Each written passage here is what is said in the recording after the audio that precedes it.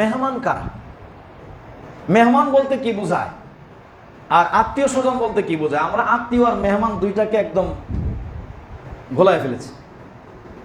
মেহমান আর আত্মীয় ফরক আছে, দুইটা এক না। মেহমান হলো একজন মুসাফির, একজন দিনী কোনো ভাই, যার সাথে আমার আত্মীয়তার কোনো সম্পর্ক নাই। হ্যাঁ, ঘনিষ্ঠতা আছে, সম্পর্ক আছে, জানা চেনা অথবা জানা চেনাও না, এমন যে কোনো ব্যক্তি হলো মেহমান। এদেরকে বলে কি?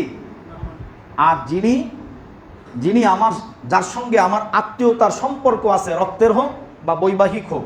আত্মীয় তো দুইভাবেই হয়, একটা হলো বৈবাহিক সম্পর্কের কারণে কেউ আত্মীয় হয়, আরেকটা হলো কেউ রক্তের সম্পর্কের কারণে আত্মীয় হয়। এই দুই সম্পর্কের মাধ্যমে যারা আত্মীয়, এরা হলো আত্মীয়। এদের বিষয় আর সাধারণ মেহমান দুইটা এক নয়। মেহমানের হক মানে আত্মীয়ের হক না, আত্মীয়ের হক মেহমানের চেয়ে বেশি, আত্মীয়ের হক মেহমানের চেয়ে। কারণ আমরা মেহমানদারি করি না, তো সেই জন্য আত্মীয়দেরকে মেহমান বানায় নিছি, মানে এইটা দিয়ে ওইটা ঢাকার চেষ্টা করতেছি। মানুষ বলে না কি দিয়ে কি ঢাকে, যাই হোক, যেটা দিয়ে যেটা ঢাকুক, তো আমরাও এমনটাই করতেছি আর কি। আমরাও এখন আত্মীয়দেরকে বানাই ফেলছি মেহমান, আর যারা প্রকৃত মেহমান সেটা তো নাই, সেটা নাই, সেই মেহমানদারি নাই।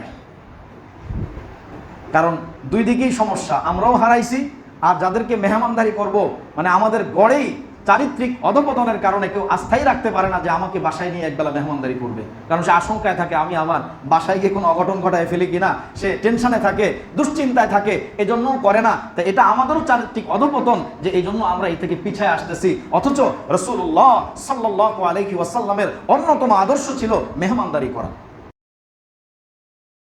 কিন্তু আফসোস, যে কোনো কারণেই হোক, এটাও আমাদের আফসোসের বিষয় যে আমাদের চারিত্রিক অধপতন, নৈতিক অবক্ষয় কোন পর্যায়ে গিয়ে পৌঁছেছে যে আমরা এখন মেহমান করার মতো সাহস, মেহমানদারি করতে সাহসই পাই না।